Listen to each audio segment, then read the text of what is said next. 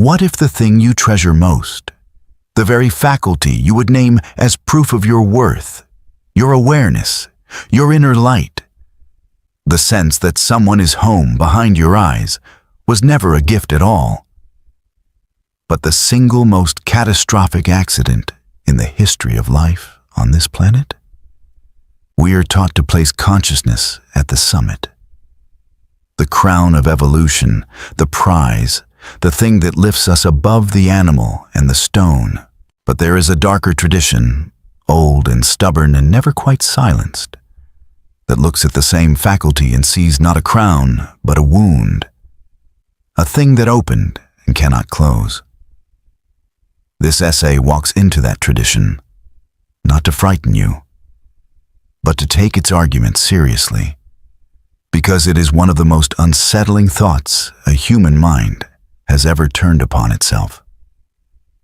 Begin with the strangeness of the thing itself, because we are so accustomed to it that we have stopped finding it strange. Every other organ in your body does its work in darkness. Your liver does not know it is a liver. Your heart pumps without an audience. For billions of years, life proceeded exactly this way, vast, intricate, magnificently complex, and entirely unwitnessed.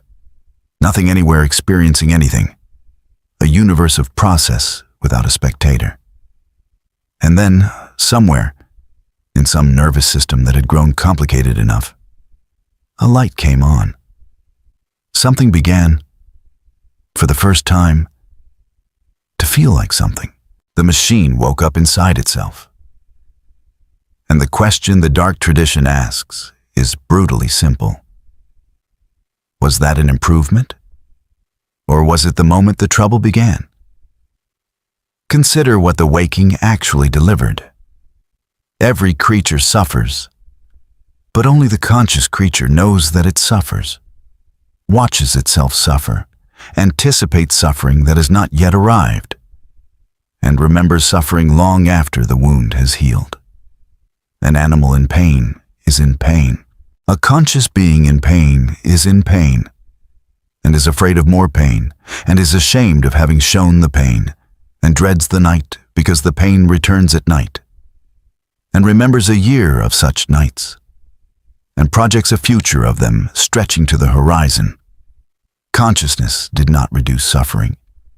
It multiplied it, folded it back on itself, gave it a past and a future, turned a single moment of hurt into a whole architecture of dread. The light that came on did not illuminate a way out. It illuminated the walls. Look closely at what consciousness did to time itself, because this is where the wound goes deepest. The unconscious animal lives in a kind of perpetual present, a now that arrives and passes without a ledger. It does not lie awake rehearsing tomorrow. It does not relitigate yesterday. Pain comes and pain goes and leaves no shadow stretching forward or back. But the conscious creature was given time as a dimension it must live inside, a corridor with a remembered past behind it and an imagined future ahead. And it learned to suffer in both directions at once, to bleed from wounds decades old, and to flinch from blows that have not landed and may never land. Most of what torments a human being is not happening. It happened, or it might happen. And the creature relives the one and pre-lives the other, paying for every catastrophe twice or 3 times or 1,000 times, all on the strength of a faculty that the rest of nature does without. The animal endures one death at the end. The conscious creature dies a little every time it imagines the end, which is to say constantly, which is to say it has been dying its whole life. And there is a worse part, the part that gives this tradition its real teeth. The conscious creature is the only thing in the known universe that knows it will die. Every other living thing simply lives until it stops. Only this one carries, at every moment, beneath every joy, the silent knowledge of its own ending, the certainty that it is walking toward an edge, that everyone it loves is walking toward the same edge, that the whole warm, bright world of its experience is a candle already guttering. No other animal has to live inside that knowledge. We do. The same faculty that lets us write symphonies and prove theorems also forces us to carry all our lives the awareness of our own annihilation. The thinkers in this tradition ask whether any prize could be worth that price, whether the trade was ever one a sane creature would have chosen, if a creature could have chosen before it was conscious enough to choose. One thinker in this lineage put it with terrible economy. He said that nature, in producing a creature that could grasp its own condition, had overshot, had armed a single species with a degree of awareness it could not survive intact. The way a deer might evolve antlers so heavy, they pin its head to the ground. The awareness is too much. It exceeds what is bearable. And so, he argued, the entire structure of human culture, every distraction, every religion, every ambition, every busy schedule, every story we tell about meaning and purpose and progress, is not the flower of our consciousness, but the bandage over it. It is the machinery we build to keep ourselves from looking directly at what we know. We are not creatures who happen to seek distraction. We are creatures who must, because the alternative is to stare without relief into the thing the light revealed. Think about how much of a life is spent precisely not thinking. The reflex to fill every silence, to reach for the screen the instant the cue forms, to schedule the day so full that no gap remains where the larger questions could enter. The dark tradition reads all of this not as weakness, but as necessity. As a species doing the constant, exhausting work of managing an awareness that was never calibrated for comfort. The noise is not a failure to be serious. The noise is the dressing on the wound. We medicate consciousness with consciousness. Distract the watcher so the watcher does not have to watch. The thinker who built this into a system identified the specific strategies by which the species holds the awareness at bay. And naming them is uncomfortable because you will recognize everyone as the texture of an ordinary day. There is the strategy of fastening yourself to something, a cause, a country, a family, a god, a project, anything large enough to stand between you and the void, so that you are always looking at the thing and never past it. There is the strategy of walling the knowledge off, of simply refusing to let the darkest facts into the room, keeping them theoretical, something that happens to other people, never quite real. There is the strategy of perpetual distraction, the endless stream of small stimulations that leave no quiet interval long enough for the larger awareness to surface. And there is the strategy of taking the dread itself and transforming it, channeling it into art, into philosophy, into the very act of expression, converting the poison into something that can be looked at from a small, safe distance. The unsettling claim is that these are not occasional tactics. They are running constantly, in everyone, under everything. The permanent labor of a mind keeping itself from its own knowledge. A human life, on this reading, is not primarily a pursuit of things. It is primarily a flight from one thing.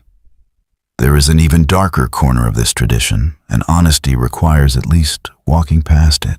Some of these thinkers concluded that if consciousness is a wound, then to create a new consciousness, to bring a new spectator into the theater, is to inflict the wound again, deliberately, on someone who did not ask for it.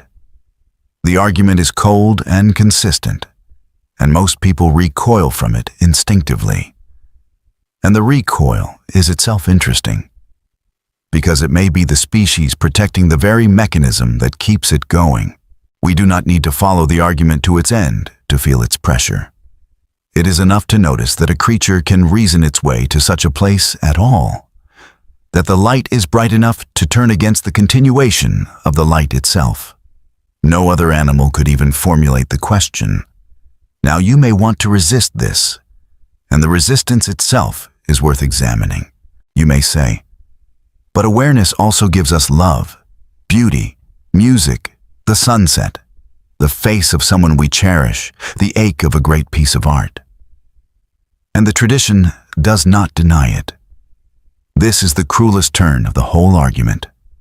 The same faculty that delivers the dread also delivers the beauty, and the two cannot be separated because they are the same light.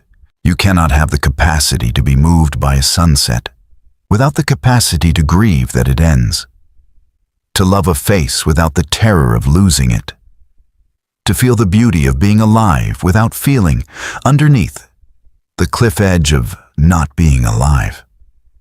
The wound is not next to the gift. The wound is the gift, seen from the other side. Every depth of joy the conscious creature can reach is purchased with an equal depth of dread. And there is no discount, no version where you keep the one and return the other. So the dark tradition arrives at its vertiginous conclusion, and it is worth stating plainly, even if you finally reject it. Consciousness, on this view, is not the triumph of life, but its strangest malfunction, a creature waking up far enough to see its own situation in full and lacking any power to change it. A spectator locked into a theater it cannot leave. Watching a film it knows ends in darkness, for everyone, including the spectator. Not a crown, a trap with a view. And yet, notice what happens as you hold this thought.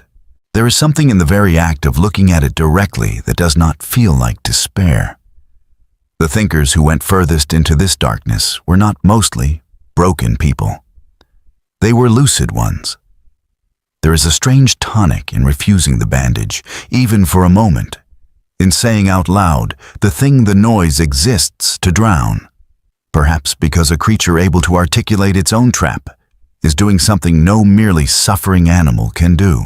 The same consciousness that is the wound is also the only thing capable of naming the wound, of turning and facing it, of making out of the very dread a sentence, an image, a piece of music, a thought like this one. The trap has a view, and the view, terribly, is the most interesting thing in the universe. So I leave you not with comfort, but with the question itself, which is sharper than any comfort. If the light that lets you read these words is the same light that shows you the edge you are walking toward, then was waking up the best thing that ever happened to your kind, or the worst? And here is the part that should keep you at the window. You are the only kind of thing that could even ask. Where art does not console, it autopsies.